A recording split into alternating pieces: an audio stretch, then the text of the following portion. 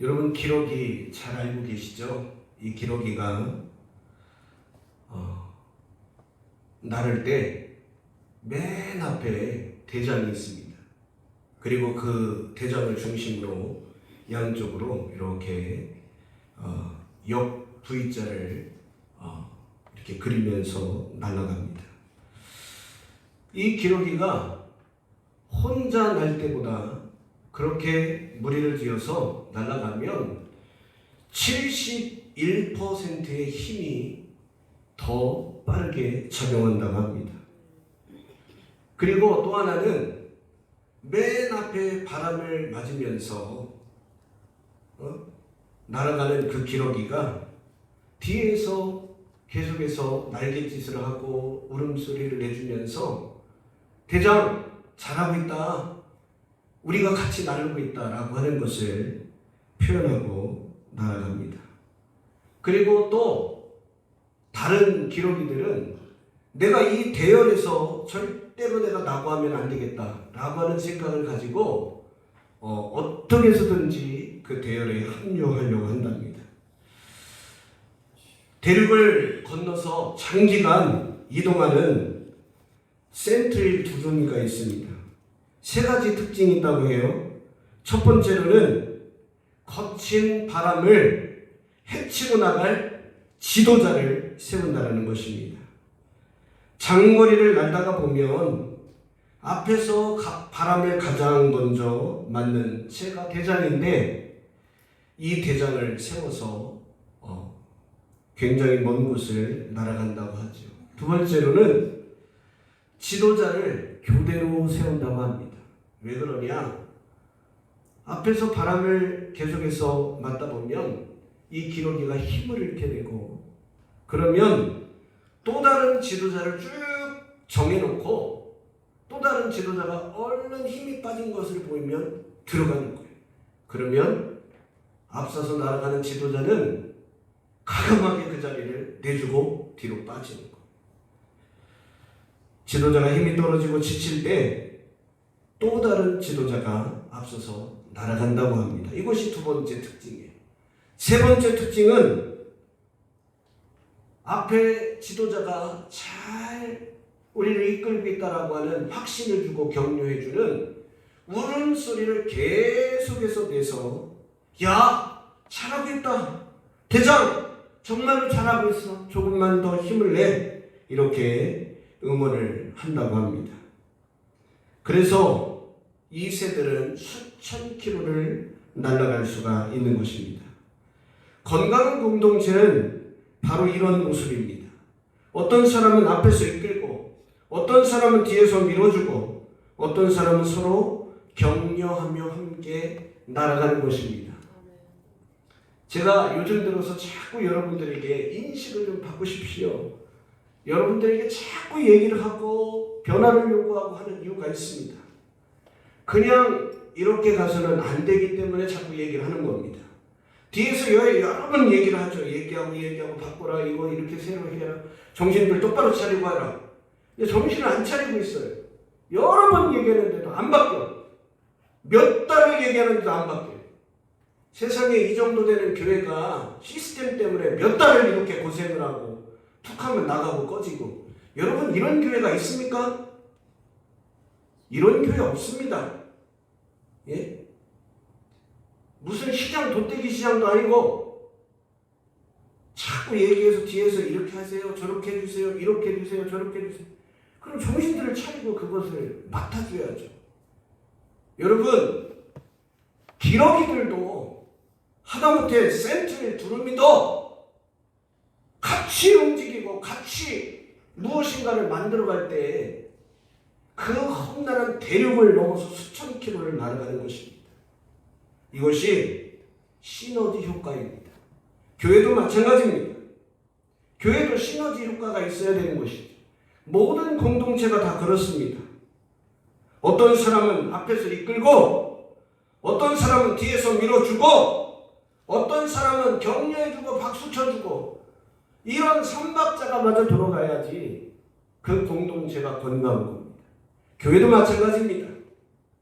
여러분, 너무 안일하게 신앙생활을 하지 마십시오. 너무 아무것도 안 하고 신앙생활을 하지 마십시오. 그 신앙생활은 여러분 그냥 정체되어 있고 아무것도 아닌 게 아니라 마이너스로 향해 가고 있는 거예요. 나 아무것도 안 해도 편해. 나 아무것도 안 해도 괜찮아. 여러분 천만에요. 영적으로 죽어가고 있는 것입니다. 공동체는 거친 바람을 헤치고 나갈 성숙한 지도자가 필요한 것입니다. 오늘 남전도의 헌신 예배로 오늘 드리고 있습니다. 대부분 헌신 예배는 주일날 오후에 이렇게 드리죠. 근데 제가 정말로 특별한 헌신 예배를 좀 드렸으면 좋겠다. 좀 예배 드리는 사람의 태도도 좀 달라졌으면 좋겠다. 이런 생각들이 들어서 헌신 예배를 주일날 낮에 드리는 거예요.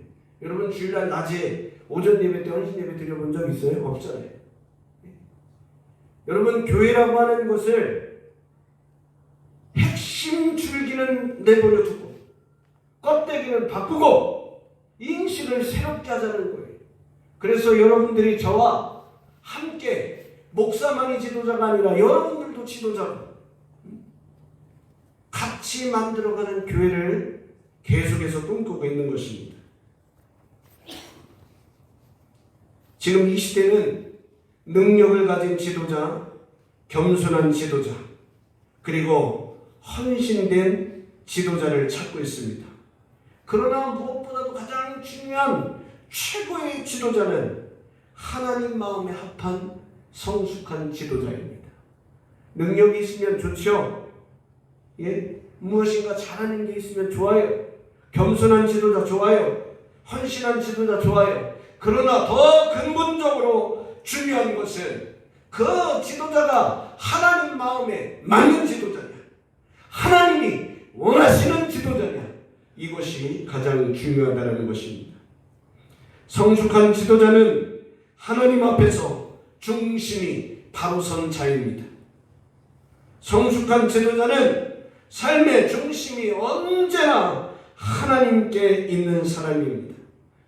하나님은 언제나 중심을 보십니다. 그래서 믿음의 사람은 첫 출발도 중간 과정도 결과도 하나님께 중심을 두어야 하는 것입니다. 제가 여러분에게 여러 번 이야기했습니다. 세상의 사람들은 개처럼 벌어서 정성처럼 써도 조금의 존중을 받고 인정을 받을 수 있어요. 근데 기독교는 아닙니다. 교회는 아닙니다. 교회는 정성처럼 벌어서 정성처럼 써야 합니다. 이것이 교회의 가치관과 세상의 가치관이 다른 점입니다. 그래서 교회는 출발도 하나님 중심, 과정도 하나님 중심, 결과도 하나님 중심이어야 합니다. 오늘 사무엘상 16장 7절 말씀을 함께 읽도록 하겠습니다. 같이 읽으시죠? 여호와께서 사무엘에게 이르시되 그의 용모와 키를 보지 말라. 내가 이미 그를 버렸노라. 내가 보는 것은 사람과 같지 아니하니 사람은 외모를 보거니와 나 여호와는 중심을 보느니라 하시더라. 우리 하나님이 무엇을 보신다고요? 중심을 보신다. 사람은 외모도 보고 키도 봐요. 즉 능력도 보고 외견으로 나오는 그런 모습들을 본단 말이죠. 그런데 하나님은 사람과 같지 않다. 중심을 보신다. 이렇게 말씀하고 있습니다. 초대 이스라엘 왕이 세워질 때 이스라엘 백성들은 외모를 봤습니다. 사울은 다른 사람보다 키가 굉장히 컸습니다. 평균 키보다 굉장히 컸습니다. 준수하고 아주 그냥 외모로 봤을 때 왕감이었습니다. 사람들 눈에 확 띄는 그런 사람이었습니다. 그래서 백성들은 그를 초대 왕으로 세웠습니다. 선택했습니다. 그러나 그들이 세운 초대 왕 사울은 실패한 왕이 된 것입니다. 하나님은 다른 기준을 갖고 계셨습니다. 하나님은 다윗을 선택하셨습니다. 다윗은 왕궁에 있던 사람도 아니었습니다. 귀족도 아니었습니다. 능력이 굉장히 뛰어난 사람도 아니었습니다. 다윗은 오히려 형들보다도 뛰어나지 않아서 사무엘이 기름을 부러 갔을 때 초청조차도 받지 못한 그런 아들이었습니다. 전쟁의 영웅도 아니었습니다. 그냥 들판에서 양치기 하던 그런 사람이었습니다. 초라한 목동이었습니다. 그러나 하나님은 그의 중심을 보셨습니다. 그런 하나님을 사랑했고 하나님을 의지했고 하나님을 찬양하는 데 최적화된 그런 사람이었습니다. 바로 성숙한 지도자의 첫 번째 특징은 하나님 앞에서 중심이 바로 선 그런 사람입니다. 세상은 능력을 봅니다. 그러나 하나님은 먼저 믿음을 보십니다. 세상은 학력과 배경을 봅니다. 그러나 하나님은 마음을 보시는 것입니다. 그래서 하나님이 쓰시는 사람은 화려한 사람이 아니라 능력이 뛰어난 사람이 아니라 하나님 앞에서 정직한 사람, 중심이 하나님께 향하여 있는 사람을 보는 것입니다. 사랑하는 성도 여러분, 그리고 오늘 헌신 예배를 드리는 남전도 성도 여러분, 남전도에는 교회의 가장 중요한 중심 기둥과 같습니다. 기둥이 비틀어지면 여러분 지붕이 흔들리고요. 지붕이 쓰러져 버리면 벽체가 무너지게 되어 있는 것입니다. 지붕이 바로 서 있어야 건물이 튼튼하게 바로 서 있게 되는 것입니다. 교회의 한 축입니다. 굉장히 중요한 한 축입니다. 가정에서도 굉장히 중요한 한 축이 바로 남전도입니다. 남성들이죠. 사회에서도 굉장한 영향력을 나타나게 됩니다. 또한 교회를 세우고 다음 세대를 세우는 역할들을 합니다. 그러므로 우리는 먼저 우리에게 필요한 것은 하나님 앞에서 바른 중심인 것입니다. 그렇다면 남자들에게만 해당되는 얘기일까요? 아니죠. 여자들에게도 동일한 역사가 있는 것이죠. 오늘 남전도의 헌신예배니까 조금 더 남성을 강조하는 것입니다. 기도하는 남편, 예배하는 아버지, 말씀을 붙드는 아버지 얼마나 멋있습니까? 기도하는 어머니, 예배하는 어머니, 말씀을 붙드는 어머니 얼마나 멋있습니까? 이러한 사람이 바로 하나님이 찾으시는 지도자인 것입니다. 하나님이 찾으시는 성숙한 지도자는 섬기는 사람입니다. 오늘 본문 마가복음 10장 45절을 다시 한번 읽도록 하겠습니다. 같이 읽으시죠. 인자가 온 것은 섬김을 받으려 함이 아니라 도리어 섬기려 자기 목숨을 많은 사람의 대속물로 주려 함이니라. 아멘. 여러분 그렇습니다. 인자가 온 것은 섬김을 받으려 함이 아니라 도리어 섬기려 하고 자기 목숨을 많은 사람의 대속물로 주려 함인 것입니다. 세상은 지도자를 권력을 가진 사람으로 생각합니다. 높은 자리에 앉아 명령하는 사람, 다른 사람 위에 군림하는 사람. 그런데 예수님은 전혀 다른 이야기를 하고 있습니다. 섬기는 사람이 성숙한 사람, 섬기는 사람이 성숙한 지도자다. 예수님은 제자들의 발을 씻겼습니다. 발을 씻기는 것은 종이 하는 일입니다. 그런데 예수님이 직접 제자의 발을 씻겼습니다. 근데 여러분들이 자꾸 착각을 하는 게 하나가 있어요. 윗사람이 지도자가 섬기면 여러분은 가만히 앉아서 받으라는 얘기가 아닙니다. 서로 해야 할 도리를 하라는 거예요.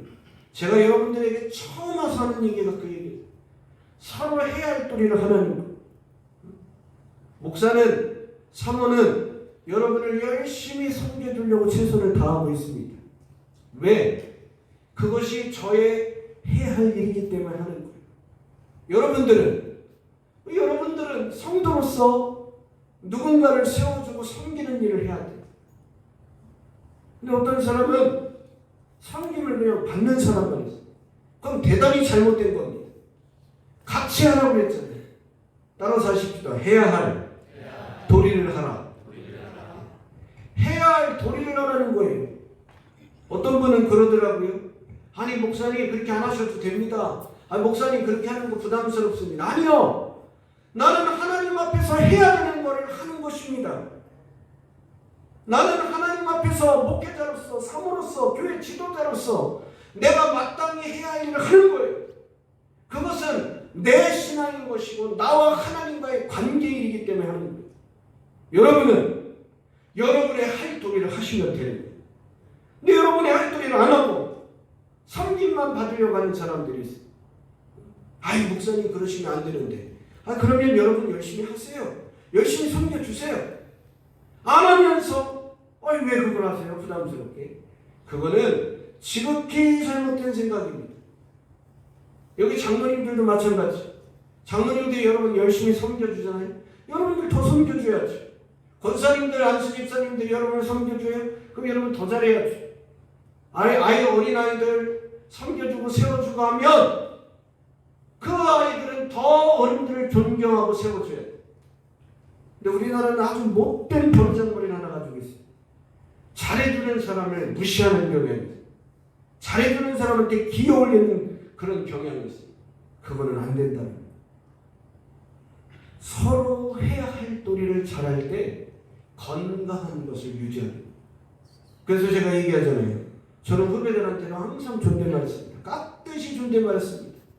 특히 그 교회 성도님이 있으면 아주 극존칭을 사용해서 저보다도 막 10살, 20살 어린 그런 목사들한테도 굉장히 극존칭을 사용해서 섬겨줍니다. 왜 그러냐? 그분은 그 교회의 리더이기 때문에 그렇게 하는 것입니다. 개인적으로는 조금 제가 아주 친하고 그러니까 야 오늘 목사야 이렇게 좀 해라 이렇게 약간 반말도 하죠. 그런데 누가 그 옆에 있어요? 절대 저는 그분한테 반발을 하지 않습니다. 그 위에 성도님이 있어요? 더 그분을 높여줍니다. 왜? 교회 영적 지도자이기 때문에 그런 것입니다. 자, 교회에 처음 오면 교회에 이미 다니고 있는 분들이 처음 오신 분을 VIP 모시도록 모셔야 돼요. 대통령만 VIP가 아닙니다. 목사만 VIP가 아닙니다. 처음 교회에 오는 분이 VIP. 우리 가장 어린 아이가 VIP란 말입니다. 그것이 바로 주님이 원하는 리더십, 주님이 원하는 지도자입니다.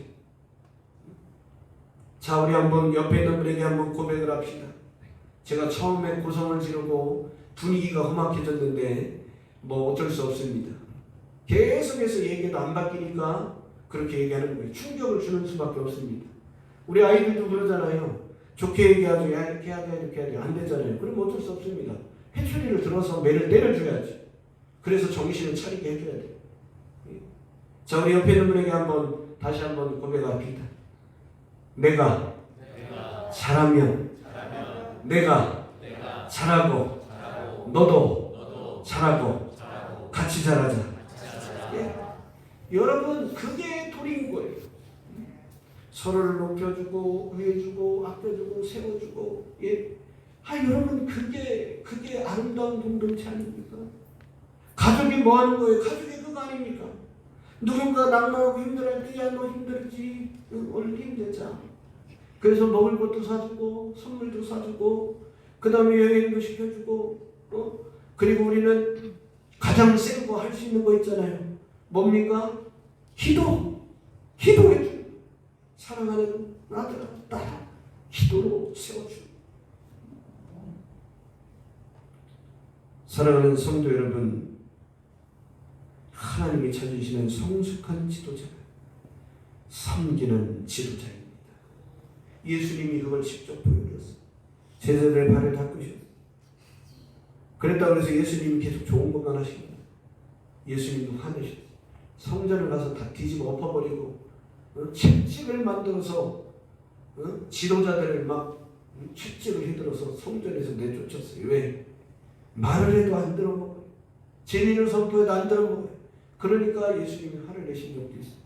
그런데 예수님은 늘 다른 것은 진리에 대해서는 화를 냈지만 저와 다르게 저는 진리가 아닌 것을 화를 냈지만 예수님은 진리에 대한 것에 대해서는 화를 냈지만 나머지는 전부 다 화를 내지 않으셨어요.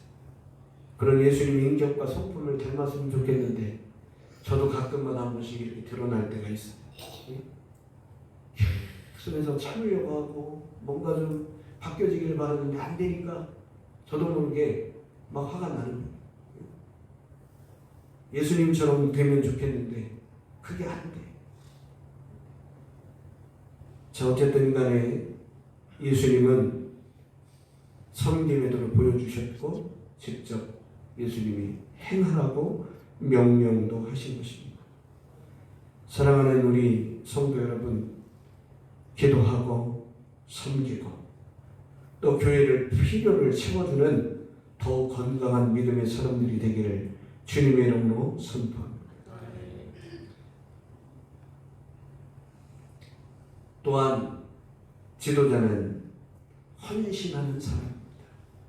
섬김과 헌신은 비슷하지만 달라요. 섬김은 내가 낮아져서 하는 것이 섬김이고 헌신은 내가 낮아져서 하는 것이 아니라 나를 죽이는 거예요. 섬김은 나를 낮추는 것이고 헌신은 나를 죽이는 것이고 헌신은 뭐라고요? 나를 죽이는 것이다. 강영우 박사가 3C라고 하는 3C 혁명이라고 하는 그런 강연을 했습니다. 첫 번째 C는 실력입니다. 컴퍼턴스라고 하는 실력, 컴퍼턴스의 C, 실력. 두 번째 3C 혁명의 C는 인격입니다. 캐릭터라고 하는 인격. 인격이라고 하는 C, 캐릭터입니다. 그리고 세 번째 C는 커미먼트라고 하는 헌신입니다. 커미먼트라고 하는 C의 헌신. 이 세 가지를 갖출 때 공동체는 건강해지고 사회는 발전한다고 말했습니다. 특히 강영우 박사가 말한 3C 가운데 가장 마지막이 헌신. 실력 중요해. 인격 중요해. 더 중요한 것은 헌신입니다. 다윗이 위대한 왕이 된 이유는 다윗이 인격이 좋아서가 아니, 실력이 좋아서가 아니, 다윗은 하나님께 헌신하는 커미먼트를 가지고 있었던 사람입니다. 하나님께 헌신하는 커미먼트를 가지고 있었던 이 다윗, 그를 하나님이 쓰신 것입니다. 다윗 실수 많이 한 사람입니다. 엄청난 죄를 지은 사람입니다. 하나님에 대한 믿음도 흔들렸고 기름부어 세운 왕의 지기도 흔들렸던 사람입니다. 그런데 한 가지 분명한 것이 다윗에게 있었습니다. 그것은 하나님에 대한 헌신이었습니다. 헌신은 결단이 필요해요. 나를 죽이는 것이 필요합니다. 오늘 헌신 예배 드리잖아요. 우리 얼마 전에 또 우리가 전교회 헌신 예배를 드렸잖아요. 헌신은 결단이 필요하다니까요. 결단이 있어야 변화도 있는 것이고 바뀌는 바가 있는 것입니다. 결단이 없으면 술에 술 탄 듯 물에 물 탄 듯 계속해서 흘러가요. 아무런 변화가 일어나지 않아요. 변화가 일어나고 발전이 되려면 결단이 있어야 되는 것입니다. 오늘 남전도에 헌신 예배 드리잖아요. 결단이 있어야 됩니다. 헌신은 나를 죽이는 거라고 했습니다. 나를 죽여야 합니다. 나를 죽여야 여러분 지도자가 될 수 있는 것입니다. 골리앗 앞에서 다윗은 이렇게 말했습니다. 따로 사시길 바랍니다. 전쟁은 여호와께 속하는 것이다. 전쟁은 여호와께 속하는 것이다. 이 고백 하나가 골리앗이라고 하는 엄청난 거인 장수, 그리고 많은 사람들이 두려워하고 떨었던 이 거인 장수를 무너뜨리게 하는 것입니다. 사랑하는 성도 여러분, 기억하시길 바랍니다. 골리앗 앞에서 전쟁은 여호와께 속하는 것이다. 환경을 봤으면 다윗은 그런 얘기하지 못했을 것입니다. 그러나 다윗은 환경을 본 것입니다. 자신 뒤에 있는 하나님을 본 것입니다. 전쟁은 여호와께 속한 것이다. 그런 자신의 힘이 아닌 하나님을 의지했습니다. 하나님은 이런 다윗을 사용하셨고 가장 위대한 이스라엘의 왕이 됐고, 다윗의 자손을 통해서 왕조를 계속해서 이어가다가 영원한 왕이신 메시아이신 예수님이 다윗의 가문을 통해 이 땅에 오시게 된 것입니다. 하나님 앞에 모든 것을 맡기는 이 다윗의 헌신, 자신의 가문을 살렸고 이스라엘을 살렸고 예수님을 통해서 온 인류를 살리게 된 줄로 믿습니다. 오늘 교회에 필요한 지도자는 똑똑한 지도자가 아닙니다. 유명한 지도자가 아닙니다. 자기 주장을 관철시키고 논리적인 그런 사람이 아닙니다. 그냥 하나님께 무작정 헌신된 한 사람인 줄로 믿습니다. 오늘 남전도의 헌신 예배를 통해, 그리고 오늘 저와 여러분 모두에게 세 가지 결단이 있길 바랍니다. 첫 번째로는 모든 삶 가운데 영적 지도자가 되겠다라고 하는 결단이 있길 바랍니다. 교회에서, 가정에서, 사회에서 내가 영적 지도자가 되겠다. 영적 지도자가 되려면 조건이 있어야지. 어떤 조건인지 아십니까? 바로 내가 영적으로 충만한 사람이 돼. 성령 충만한 사람이 있어요. 영적 권위가 있어야 되는 것입니다. 저는 참 부러운 것이, 과거에 우리 목사님 중에 굉장한 부흥 강사들 이런 분들이 그냥 한마디예요. 하나님이 오늘 이곳에 함께 하십니다. 그러면 온 그 집회에 모인 사람들이 아멘!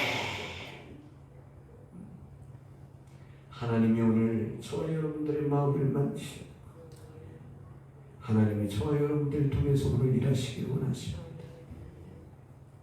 크게 소리 지르지 않아도 영적 압도적인 그 권위에 그냥 한 일이 되는 거예요.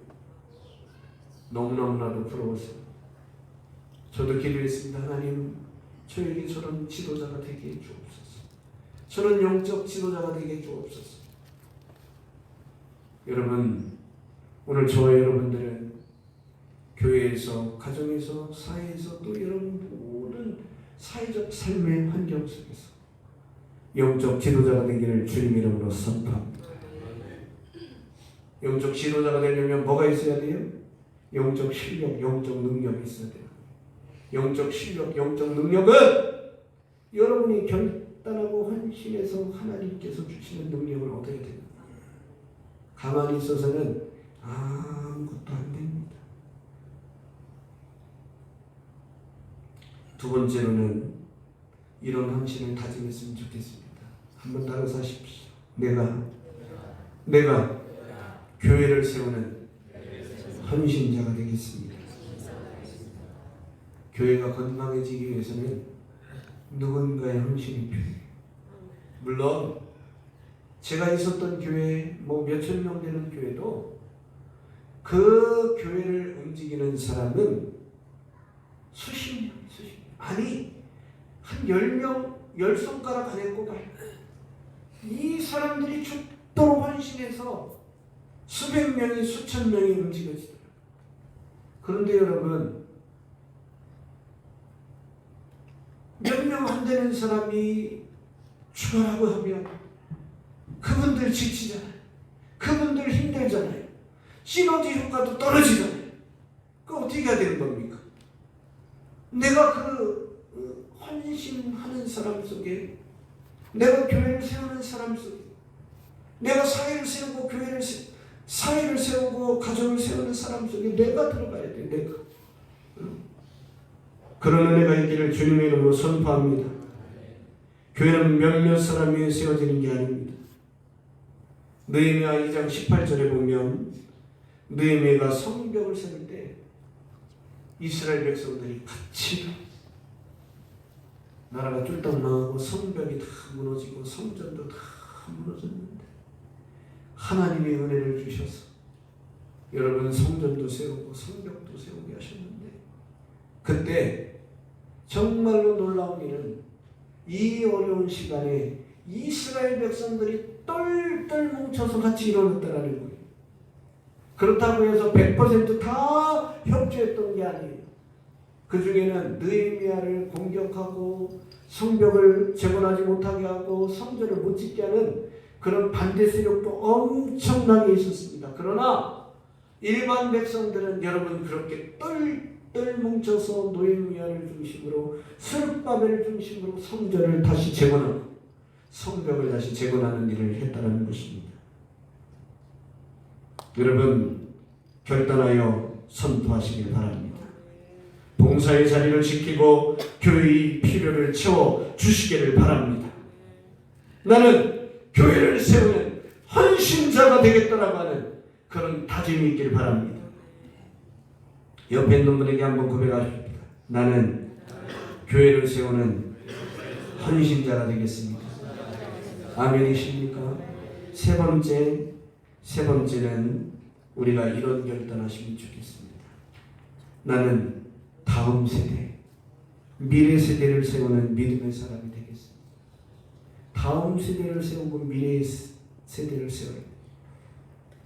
한국 교회의 가장 큰 과제가 뭔지 아십니까? 미래 세대가 무너졌다는, 다음 세대가 무너졌다는. 할아버지 할머니, 엄마 아빠까지는 교회를 잘 다녔는데 아들 딸들이 교회를 안 다녀요. 무너져 버렸어. 가장 큰 문제. 어떻게 되겠지? 여러분 그거 안 되는 거예요. 신앙을 접하지 않았는데 갑자기 예수님을 믿습니까? 그렇지 않은 거예요. 여러분이 부지런히 가정에서 미래 세대를 세워야 돼요. 우리 교회에서 미래 세대를 세워야 돼요. 그래서 우리 젊은 아이들이 잘 세워질 수 있도록 교회에서 장학금도 주고 경력도 주고 잘 대접하고 잘 먹이고 잘 입히고 그런 일들을 우리가 해야 된다. 남전도회가 그 일을 감당하시길 바랍니다. 여전도회가 그 일을 감당하시길 바랍니다. 우리 모두가 그 일을 감당하기를 주님의 이름으로 선포합니다. 다음 세대를 세우는 삶이요. 교회가 현재의 교회를 섬길 뿐만 아니라 다음 세대를 열심히 세우는 사명을 가져야 합니다.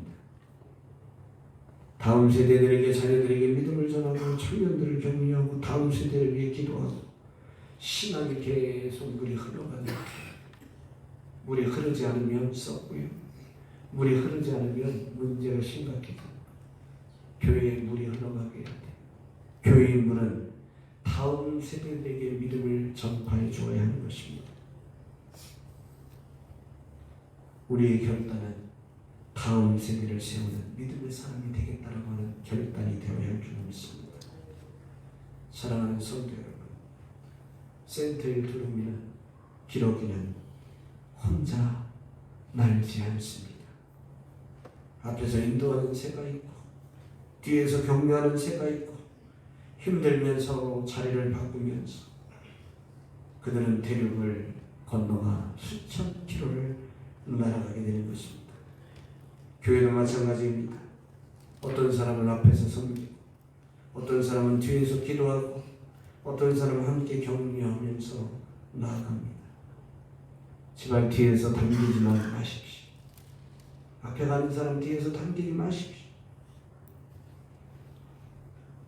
그럴 때 공동체는 거친 비바람을 뚫고 앞으로 나아가는 것이고, 하나님 오늘 저와 여러분들에게 묻습니다. 누가 내 마음에 합한 지도자가 되겠느냐? 누가 내 마음에 쏙 드는 다윗과 같은 그런 지도자가 되겠느냐? 다윗이 실수하는 사람이었고 죄 짓는 사람이었고 중간중간 하나님 잃어버리는 믿음이 부족한 사람이었지만, 그러나 그 중심에 늘 하나님 모시려고 최선을 다하는 헌신을 가졌기에 내가 글을 썼는데 누가 다윗처럼 일해보지 않겠냐? 누가 느헤미야처럼 일해보지 않겠냐? 누가 베드로처럼, 누가 사도 바울처럼 복음의 진보를 위해서 일해보지 않겠느냐? 누가 너희들의 자녀들 다음 세대를 세우는 일에 물질을 투자하고 시간을 투자해서 헌신하여 세우겠느냐? 주님이 묻습니다. 남전도회, 여전도회, 그리고 청년령, 청청년 다음 세대, 우리 성도 모두가 중심이 하나님께 향하여지길 주님의 이름으로 선포합니다. 섬기는 공동체를 세우는 사람, 헌신으로 하나님 나라를 세우는 사람, 이런 성숙한 지도자가 되기를 주님의 이름으로 선포합니다. 그래서 우리의 가정이 살아나고 우리의 교회가 건강해지고 다음 세대가 믿음을 이어가게 되기를 주님의 이름으로 선포합니다. 주님의 이름으로 선포합니다.